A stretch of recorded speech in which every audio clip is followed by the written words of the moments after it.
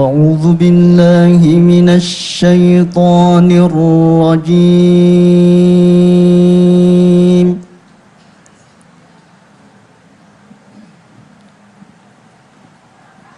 بسم الله الرحمن الرحيم.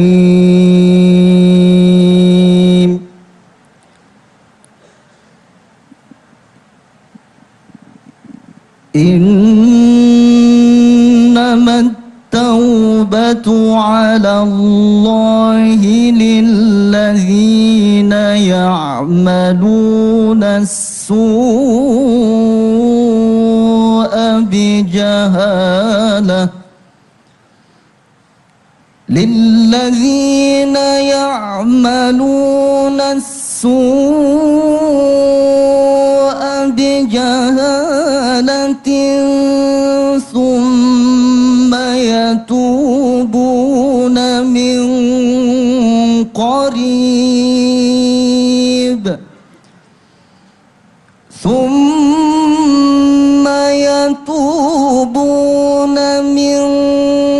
قريب فأولئك يتوب الله عليهم وكان الله عليما حكيما. وليست التوبة للذين يعملون السيئات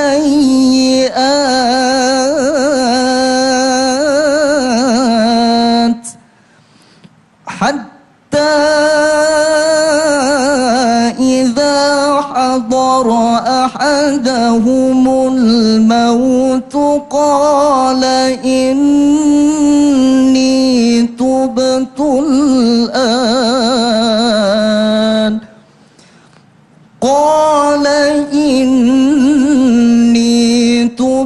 الآن ولا الذين يموتون وهم كفار أولئك أعتدنا لهم عذابا أليما. صدق الله العظيم.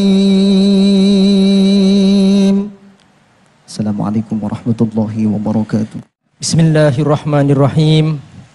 Assalamualaikum warahmatullahi wabarakatuh.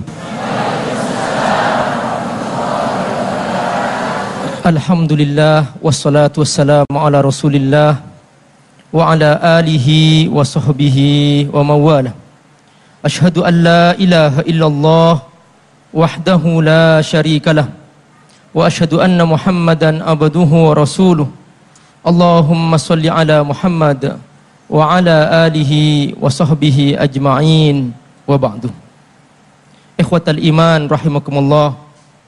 Sebuah kenikmatan yang tak terhingga bahwa kita dikumpulkan karena kita ingin membuktikan bahwa kita mencintai Allah Subhanahu wa taala.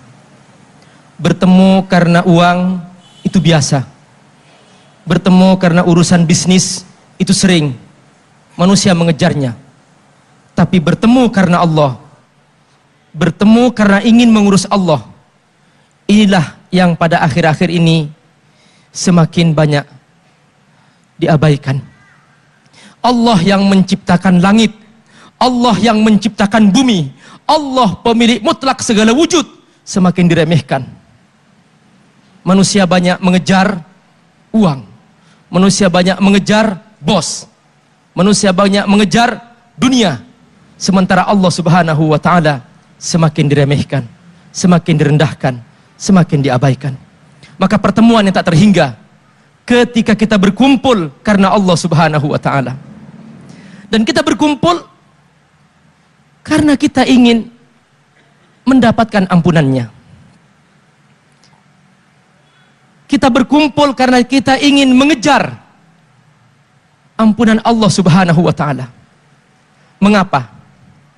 Karena syarat mutlak untuk masuk surga harus mendapatkan ampunan Allah Subhanahu wa taala. Tidak mungkin seseorang masuk surga kalau tidak mendapatkan ampunan Allah Subhanahu wa taala. Itulah rahasia kenapa Allah Subhanahu wa taala selalu mengulang-ulang dalam Al-Qur'an antara surga dan maghfirah. Setiap Allah menyebutkan tentang surga dengan berbagai istilah, entah itu ajrun kabir dan sebagainya, Allah selalu menyebutkan sebelumnya maghfirah. Disebutkan oleh Rasulullah SAW, Bani Israel ini abadallah sab'ina sana, dia menyembah kepada Allah, beribadah kepada Allah 24 jam, tidak pernah berbuat maksiat. Sab'ina sana, selama 70 tahun. Lalu kata Rasulullah SAW, nanti di alam akhirat dia ketika dipanggil oleh Allah Subhanahu wa taala, Allah bertanya kepadanya, bima tadkhulul jannah? Dengan apa kau masuk surga? Dengan yakin dia menjawab, adkhulul jannah bi amali ya Rabb. Aku masuk surga dengan amalku ya Allah. Abadtuka sab'ina sana walam a'sika. Aku telah patuh kepadamu selama 70 tahun dan belum pernah aku berbuat maksiat kepadamu.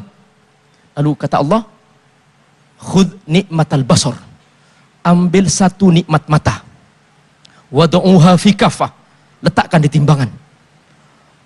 Dan kumpulkan semua amalnya dia selama 70 tahun. Wad'uha fi kaffah, kata Allah, letakkan di timbangan sebelahnya. Fatarajjahatil ain, kata Rasulullah SAW, ternyata lebih berat nikmat mata. Kata Allah, udkhulin nar, masuk neraka kamu. Amalmu tidak memenuhi syarat masuk surga. Fabaka, dia menangis. Lalu dia mengatakan, adkhulul jannah bi rahmatika ya Rabb. Adkhulul jannah bi rahmatika ya Allah. Aku masuk surga karena rahmatmu ya Allah. Lalu Allah mengizinkan, Allah mengampuni. Udkhul jannah bi rahmati, masuklah surga dengan rahmatku. Begitulah ternyata bahwa tidak mungkin seseorang masuk surga tanpa mendapatkan dua hal. Pertama, ampunan, maghfirah. Kedua adalah rahmah, baru dia masuk surga. Itulah rahasia kenapa Allah Subhanahu wa taala berfirman dalam Al-Qur'an dalam surah Al-Mulk, A'udzu billahi minasy syaithanir rajim. Bismillahirrahmanirrahim. Innal ladzina yakhshawna rabbahum bil ghaib. Innal ladzina yakhshawna rabbahum bil ghaibi lahum maghfiratun wa ajrun kabir. Ampunan Allah syarat untuk mendapatkan surga. Inilah yang harus kita perjuangkan. Dan Allah Subhanahu wa taala yang Maha Rahman, Allah Subhanahu wa taala yang Maha Pengampun, Allah telah menyediakan pos-pos untuk kita bisa menghapus dosa-dosa kita.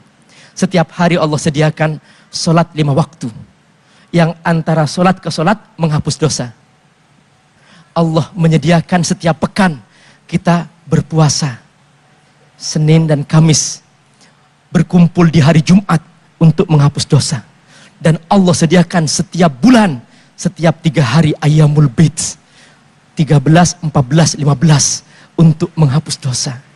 Dan kita disediakan oleh Allah Subhanahu wa taala di antara setahun itu ada 1 bulan penuh intensif yang intinya semua ini adalah untuk menghapus dosa. Karena itu dalam setiap hadis-hadis Rasulullah Sallallahu Alaihi Wasallam, setiap kali bercerita tentang Ramadan, Rasulullah SAW menghubungkan dengan penghapusan dosa. Mari kita dengarkan 3 hadis yang hampir redaksinya bersama-sama, hampir redaksinya sama, tidak berbeda. Mari kita lihat tentang puasa. Rasul bersabda, "Man shoma Ramadhana imanan wahtisaban, ghufira lahu ma taqaddama min dambi." Perhatikan, siapa yang berpuasa Ramadan dengan penuh keimanan dan harapan ridha Allah, Allah akan mengampuni dosa yang lalu. Ini salatnya. Salat malamnya. Ini puasanya. Lalu salat malamnya. Man qama Ramadan. Siapa yang salat malam Ramadan imanan wahtisaban, dengan penuh keimanan dan harapan ridha Allah, ghufira lahu ma taqaddama min dzambi, diampun dosa yang lalu. Hadis yang ketiga tentang salat malam Lailatul Qadar. Karenanya puncak pencapaian sang hamba di bulan Ramadan adalah ketika dia memburu malam Lailatul Qadar. Itulah rahasia kenapa Rasulullah SAW sampai beritikaf 10 hari terakhir Ramadan. Ternyata itu semua adalah dalam pengkondisian supaya sang hamba benar-benar mengkondisikan diri supaya dia benar-benar bisa mendapatkan malam Lailatul Qadar. Rasul bersabda, "Man qama Lailatul Qadri imanan wahtisaban, ghufira lahu ma taqaddama min dzambi." Siapa yang bangun untuk salat malam di malam Lailatul Qadar, maka Allah akan mengampuni dosa-dosa yang lalu. Inilah inti Ramadan, ternyata untuk menggapai sebuah ampunan. Karena itulah dari Ramadan saatnya kita bertobat kepada Allah Subhanahu wa taala. Assalamualaikum warahmatullahi wabarakatuh. Subhanallah walhamdulillah wala ilaha illallah wallahu akbar. Subhan walhamdulillah wala ilaha illallah wallahu akbar. Subhan walhamdulillah wala ilaha illallah wallahu akbar. Subhanallah wa bihamdihi subhanallahil azim adada khalqih wa rida nafsih wa zinata arsyih wa midada kalimatih. Allahumma shalli wa sallim ala Rasulillah sallallahu alaihi wasallam. Assalamu alayka ya Rasulullah wa ala alihi wa ashabihi wa man tabi'ahu bi ihsan ila yaumil. Subhanaka la ilma lana illa ma 'allamtana innaka antal alimul hakim. La haula wala quwata illa billahil aliyil azim. Sadaqallahul azim. Sebenarnya lebih afdal mendengar ketimbang bicara. Karena kalau bicara dituntut oleh Allah di akhirat nanti, lima taquluna ma la taf'alun. Besarlah benci Allah, besarlah murka Allah kepada orang yang berbicara tapi tidak mengamalkan apa yang ia bicarakan. Tapi yang mendengar tidak dituntut, tapi yang bicara dituntut. Apalagi mulut arifin ini lebih dekat dengan telinga arifin. Artinya yang harus mengamalkan lebih dahulu adalah arifin. Allahu Akbar. Tapi karena ini bagian dari dakwah, fastabiqul khairat, berlomba-lomba dalam kebaikan. Dan ini amal kerja yang terbaik, bukan profesi. Kalau dakwah jadi profesi, dia cari duit dalam dakwah. Dakwah adalah amal kerja terbaik setiap mukmin. Semua kita merindukan rahmat Allah, ibadah, amal saleh, akhlak. Tapi dari semua ibadah, amal saleh, akhlak, yang tertinggi, yang begitu cepat mengundang rahmat Allah dan begitu besar rahmat Allah untuk hambanya adalah dakwah. Puncak ibadah, dakwah. Puncak amal saleh, dakwah. Puncak akhlak, dakwah. Puncak jihad, dakwah. Karena itu kita bersyukur melalui televisi Antv ini. Dakwah kita tidak hanya untuk kita yang hadir di rumah Allah, Masjid Raya Bintaro yang indah ini, tapi untuk negeri yang kita cintai. Semoga Allah luruskan nawaitu kita. Allahu Akbar. Kita nggak bisa lurus kecuali Allah yang meluruskan kita. Kita hanya bisa bermujahadah, terus beribadah, terus beramal saleh, terus berakhlak mulia, terus minta ampun pada Allah, terus salat malam, terus mentadabburkan Quran, terus berjamaah di masjid, terus duha, terus menjaga wudhu, terus istighfar, terus zikir, selawat setiap kesempatan, terus sibuk dalam perbaikan-kebaikan. Itu pun belum tentu diridhoi oleh Allah. dirahasiakan oleh Allah. Apakah hamba yang terus-menerus beribadah diridhoi atau tidak, dirahmati apa tidak, diampuni apa tidak, agar yang bermujahadah terus-menerus mengemis ridhonya. Apakah dosa kita diampuni oleh Allah? Mastur, dimisterikan oleh Allah, agar kita terus minta ampun kepada Allah. Jadwal kematian mastur, dimisterikan oleh Allah, agar kita terus menerus waspada, hati-hati, begetatan, yang kadang datangnya sekonyong-konyong.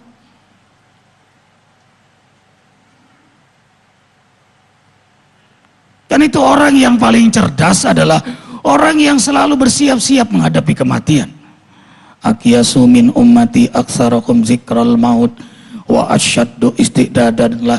Paling cerdas, paling pintar, paling sukses, paling mulia di antara umatku, kata Rasulullah SAW, adalah yang paling banyak ingat mati, lalu mempersiapkan hidup setelah mati. Semua kita sudah divonis mati oleh Allah. Semua kita